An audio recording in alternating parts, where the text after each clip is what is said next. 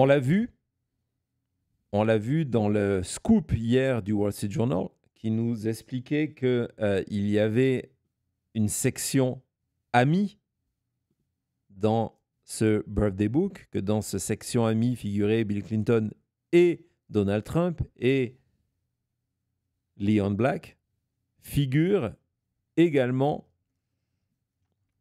un Français. On avait l'extrait quelque part où on nous parlait de Brunel.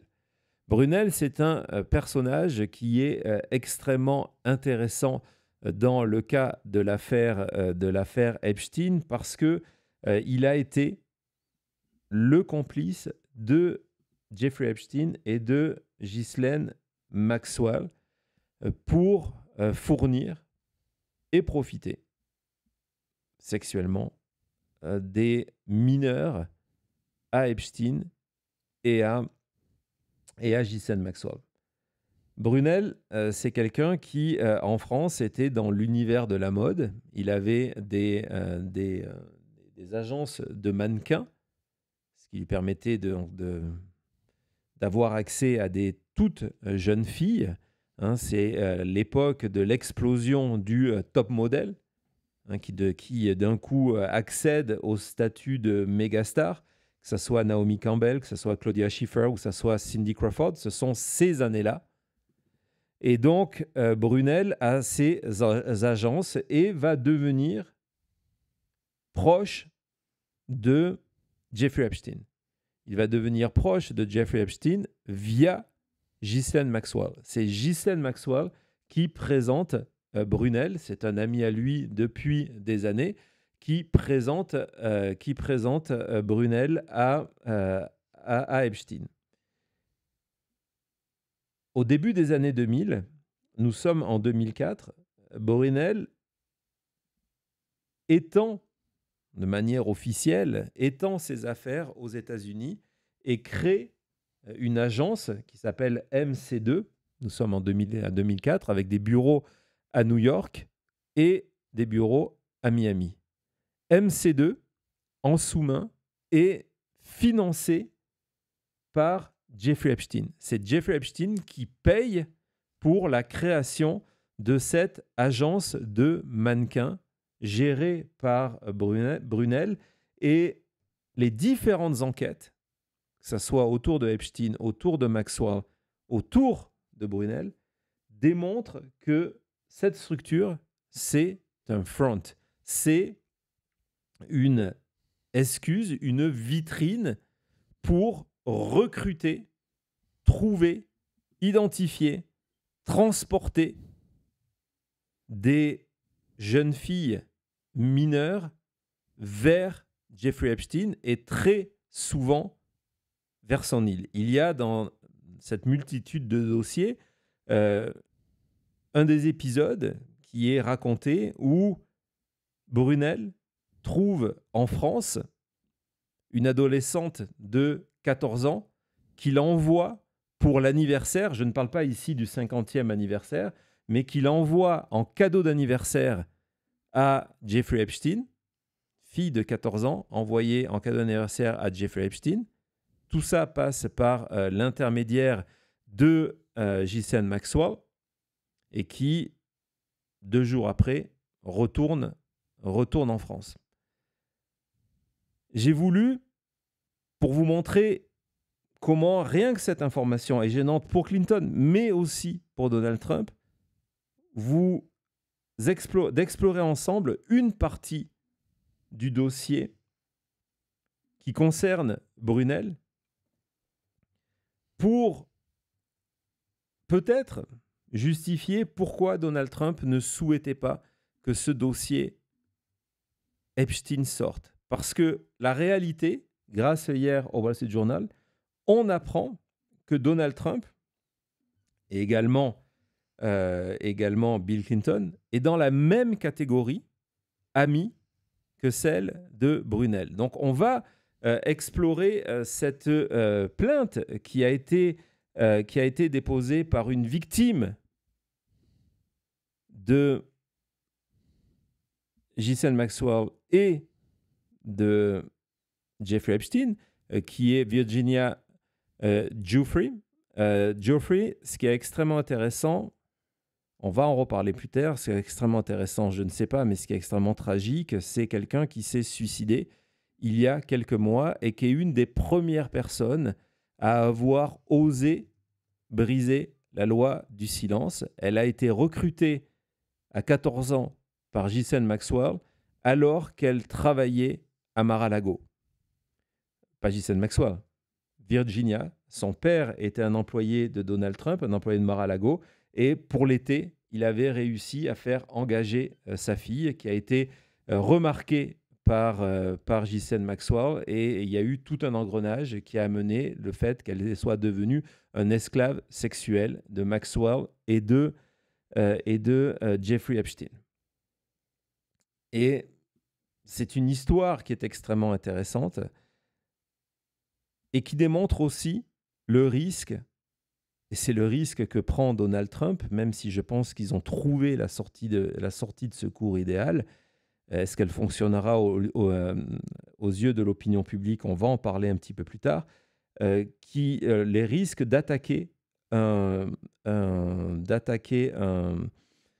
personne pour diffamation aux États-Unis. Je vous ai souvent parlé de ce processus de discovery. Donc, lorsque vous attaquez quelqu'un pour diffamation, ou lorsque vous êtes attaqué pour diffamation, vous avez accès à des tas d'informations. Et c'est ce qui s'est passé du côté de Virginia, qui avait été attaquée lorsque ces informations sont devenues publiques. Ghislaine Maxwell avait expliqué qu'elle mentait, que c'était une menteuse, que c'était quelqu'un qui exagérait, que c'était de la diffamation, etc., etc. Et donc, il y a eu une procédure qui a été lancée par Giuffre pour dire, ben voilà, Maxwell, vous venez de m'attaquer publiquement en me traitant de menteuse, je vous poursuis devant les tribunaux. C'est un dossier civil, mais le processus de discovery me donne accès à tout, y compris, on va le voir, à des documents à charge contre Maxwell, contre Epstein et contre Brunel. Parce que ce qui m'a intéressé aujourd'hui, c'est une parenthèse dans cette parenthèse, c'est une parenthèse dans cette histoire de cette plainte qui a été déposée et qui est une source d'information. Pas tous les documents sont publics, mais c'est une source énorme d'informations qui a été utilisée ensuite par le Southern District de New York pour poursuivre. Donc, on voit là l'importance du travail de ces victimes qui décident, qui ont le courage d'aller publiquement contre leurs anciens bourreaux, parce que c'est grâce à ces informations qui ont été collectées dans le cadre de cette plainte en diffamation qu'ensuite le Southern District a réouvert le dossier et a pu faire tomber Ghislaine Maxwell et, au terme d'un procès, la condamner à 20 ans de prison. L'affaire condamnée à 20 ans de prison. Donc, cette affaire extrêmement intéressante, dont on reparlera, y compris un petit peu plus tard.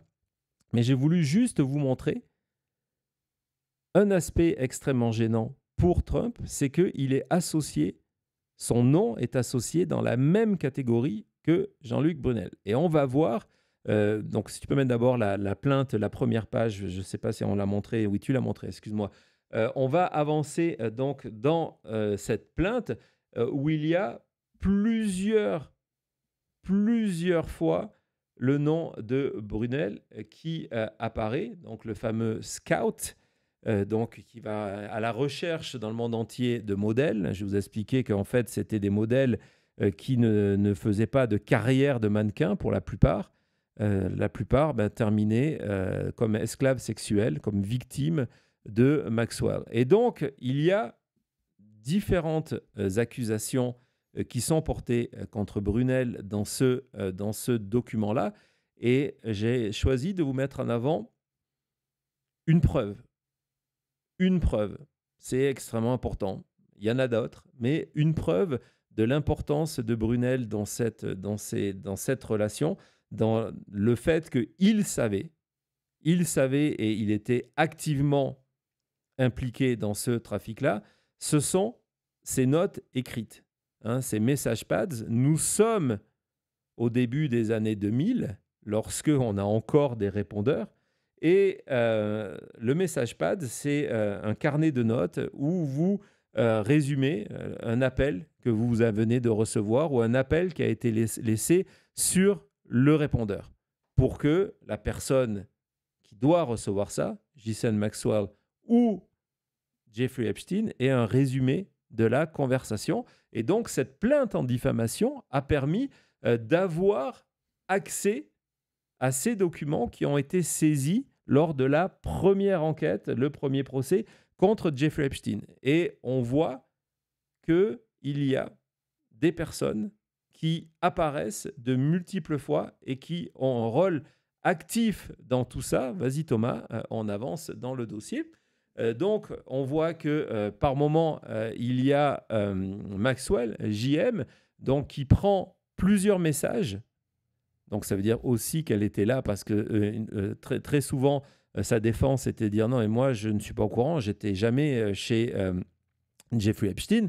Et donc, oui, non seulement elle était là, elle a pris des messages de manière manuscrite et certains d'entre eux, c'était des mineurs qui appelait Ghislaine Maxwell pour savoir à quelle heure elle devait venir pour voir Epstein. Le rôle de Maxwell était d'organiser, c'est ce que nous disait Bradley Edwards, les viols quotidiens de Epstein.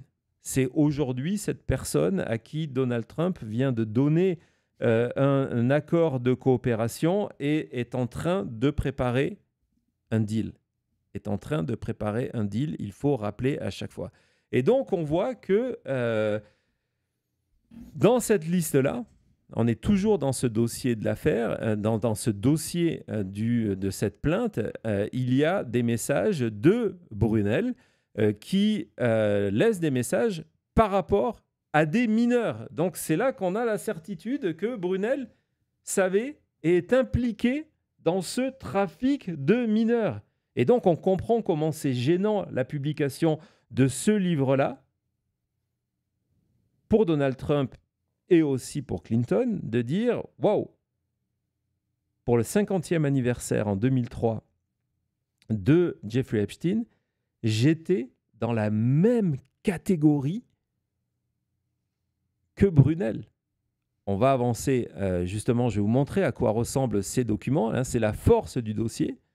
Je vais vous montrer à quoi ressemblent ces documents. Donc voilà, ce sont toute une série de photocopies. Il y en a plusieurs pages de ces notes prises à la main, très souvent par Ghislaine Maxwell. On voit que certaines évoquent des filles. Et j'en ai zoomé sur deux, vas-y Thomas, qui sont des messages laissés par Jean-Luc Brunel. Et donc, il n'y a aucun doute sur sa culpabilité. Pour information, Jean-Luc Brunel a été arrêté par les autorités françaises bien tardivement et s'est suicidé en prison à l'âge de 75 ans. Je n'ouvre pas ce dossier-là plus que ça. On le fera. Je ne dis pas qu'il faut avoir un doute sur son suicide. Dans son dossier, il y a plusieurs rapports d'attitude suicidaire et de tentative avant son suicide. Mais c'est quelqu'un, et là c'est un parallèle que l'on peut faire, que lorsqu'il se suicide le 11 février 2012, je pense, 2012, non, ou 2022, lorsqu'il se suicide, il est à la veille de son procès. Il est avant son procès. Donc, comme Epstein, il n'y a jamais eu de procès Brunel. C'était une petite parenthèse et on va voir ces photos qui font partie du dossier. Je ne sais pas si tu les as montrées, Thomas, où Brunel est à bord du Lolita Express. C'est lui, avec Jeffrey Epstein, parce que très souvent, j'ai vraiment insisté pour trouver cette photo-là, parce que très souvent, la photo, Ouais. elle est présentée comme ça, où vous voyez les deux hommes installés côte à côte dans le Lolita Express et oublie qu'il y avait Ghislaine Maxwell qui était là. Il y a un autre cliché d'ailleurs qui existe de Ghislaine Maxwell. Vous la voyez, elle est penchée et la chemise bien ouverte. En fait, à ce moment-là, elle est en train de faire un massage à Jeffrey Epstein et Brunel est là. Hein, c'est à peu près la même séquence. Vous avez le pied nu de Epstein qui est là. Et donc, je voulais vous montrer, en faisant cette parenthèse purement enquête, que une des révélations gênantes de ce dossier-là, c'est de se retrouver associé, hein, en termes de perception, de se retrouver associé dans la même catégorie de Brunel. De se dire que en 2003, Bill Clinton et Donald Trump étaient amis avec Jeffrey Epstein, comme l'était Brunel. Même si leur relation amicale peut être 100% différente, cette association est gênante. On se retrouve tout de suite après.